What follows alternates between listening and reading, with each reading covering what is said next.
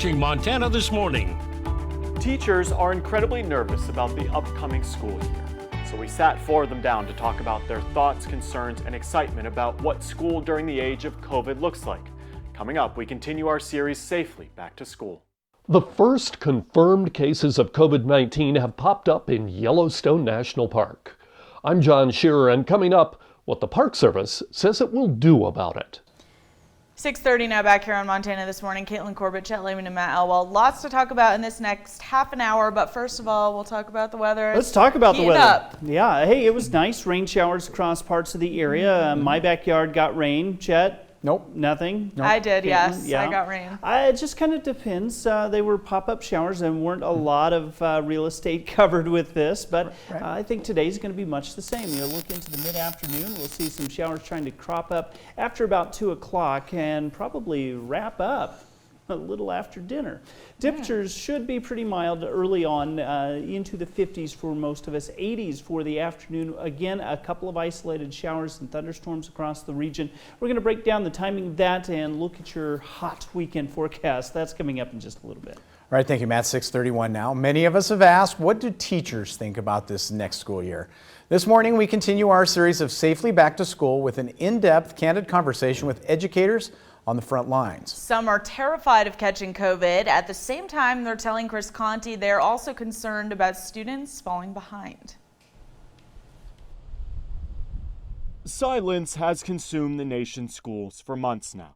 We're changing the landscape of a whole generation. But with a new school year on the horizon, teachers are staying silent no more. I felt really burned out in the spring from a teacher perspective, from a parent perspective. A lot of parents felt burned out in the spring. To understand how teachers are feeling right now, we gathered 4 of them from across the United States. They shared their thoughts on what the upcoming year will be like. Just by a show of hands, who is a little bit nervous about this upcoming year? It's that kind of apprehension that educators nationwide are struggling with, concerned for their own safety, but also knowing students are losing out on valuable learning time. For a lot of students that are in kind of poverty-stricken environments, having that one-on-one connection is still really important. Dr. Kinye Reese is a principal in Tennessee. She's worried many of her kids don't have the resources they need at home. It's really kind of the lower socioeconomic kids that are, they're the ones that will keep me up at night. First grade teacher Philip Starosco will start the school year online. Virtual learning for elementary school kids is particularly tough, though. It is just very hard to be a teacher and not get to shake hands, give hugs, high fives. It's just sad. Over and over again, these teachers told us they need parents to be flexible this year. So when we do voice concerns, it's not that we're lazy and that we don't want to work.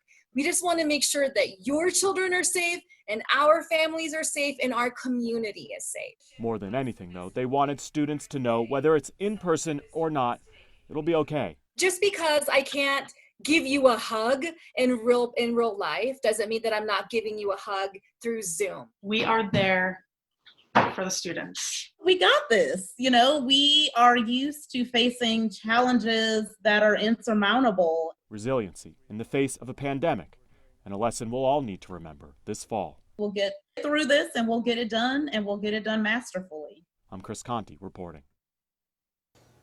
6:34 now as states and districts unveiled their plans for children going back to school. We're here with help you with some facts and reliable information. Asher Karashi is looking at the warning signs your child might not be ready to go back. As athletics programs begin to restart, 14-year-old Amina Ahmed says she's ready to get back into the swing of things. So I really want to see friends and see teachers and being actually inside the classroom because it really helps me. Still, there is uneasiness about whether a return to the classroom could lead to an outbreak. Some people really are kind of worried about how many students are actually going back and how many people are going to be there. Politicians, school administrators, and parents are weighing the potential risks of returning to the classroom.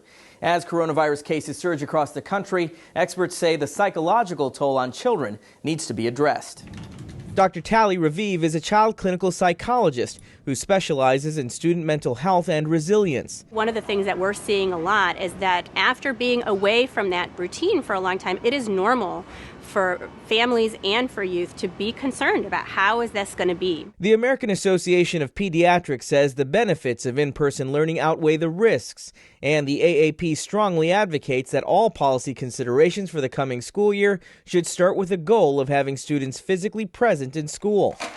But mental health experts say it's important to understand how each child feels about going back. Because it's a very different situation if a child is worried I'm not going to have my best friend with me in my little pod than if they're saying I'm worried I'm going to get sick and die or you're going to get sick and die. Signs that they're anxious about returning to school include any significant changes in sleep, falling asleep, staying asleep, not wanting to sleep alone, or having nightmares, changes in appetite or a lack of appetite, headaches or stomach aches, being more irritable, frequent meltdowns, and withdrawal from friends, family, or other activities. Dr. Raviv says if the anxiety is debilitating, it may be time to see a professional. For Amina Ahmed, her school's hybrid alternating in-person online program has put her mind at ease for now. Reporting from Chicago, I'm Usher Qureshi. Now, with safety for both students, their teachers, and their parents being a focus throughout the week this week, we can't forget Montana State University. With only a few weeks left before classes resume, MSU is taking every precaution. MSU officials say classes will be split into different modes for students to engage in at their own comfort, including virtual, remote, in-person, and other classes with altered schedules. This will also open up to different options for each of those modes, making going to class in various ways more flexible to students and teachers. And like everywhere else, teachers, students, even visitors will be expected to wear masks on campus and all indoor places, particularly including classrooms.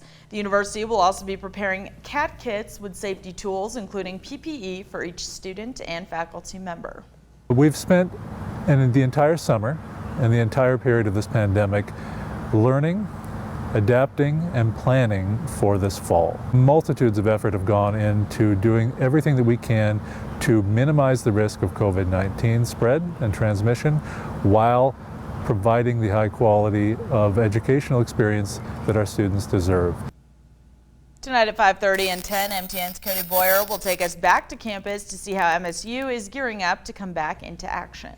6:37 in other headlines, 2 Yellowstone National Park concession workers, 3 visitors have tested positive for COVID-19. MTN's John Shear reports on how the park is reacting to the first positive tests since reopening. For now, the Park Service is sticking with its limited reopening plan and continuing the regular testing of Park Service and concession employees. I just want to make sure that we all don't fall into some complacent mindset that we're not paying attention and then suddenly we're having to take some drastic actions to reverse course. Here's what happened. 2 concession employees tested positive. One was confirmed positive outside the park and had limited contact with other employees or visitors.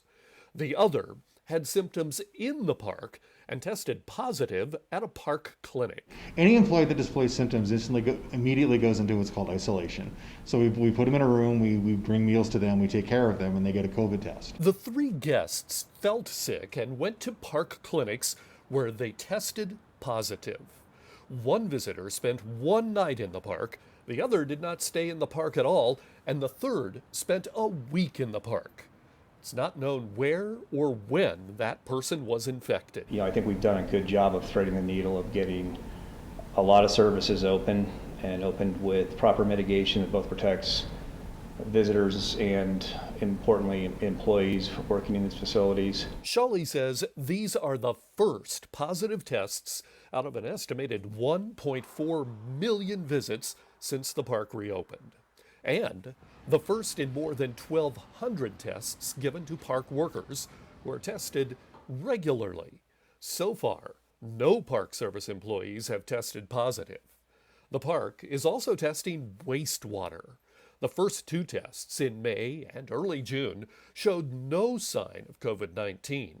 Late June and early July tests showed very low readings, within 10% of the lowest found anywhere in the United States. Generally speaking, I'd say this team has really stepped up in a very difficult time, and people can be really proud of them. I am.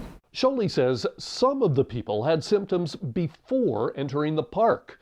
He says people should do the responsible thing and not go to Yellowstone if they are sick. John Shearer in Bozeman for MTN News. Now, the Park Service says there's no indication of community spread of COVID-19 in the park, but emphasizes that monitoring is continuing. That wastewater angle is very unique and I think super interesting to trace. Certainly. I think there are 1.4 million visitors to the park since then. Some of them maybe were tested after they were in the park and may have had, that's going to be the magic of all of that.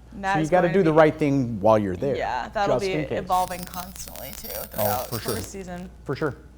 6:40 now, we're going to take a short break, but you could be able to see Hollywood movies on a big screen again soon. Coming up, how the largest theater chain in the U.S., which does have a theater in Bozeman, says it will reopen soon. First though, here's a look at what's coming up at 7 on CBS This Morning. Good morning. Ahead on CBS This Morning, President Trump is under fire for recent retweets about the coronavirus, including the promotion of a controversial drug. We'll talk with White House Press Secretary Kayleigh McEnany about those claims and how the president is handling the outbreak. Also, COVID forces the Miami Marlins to pause their season after 15 players tested positive for the virus. Now NFL camps are opening. Only on CBS This Morning, we'll talk to the Patriots' Patrick Chung on why he decided not to play this season. And media mogul Tyler Perry joins us. We'll discuss his acts of kindness in his community and the decision to reopen his studio complex during this pandemic. All that coming up when we see you at 7.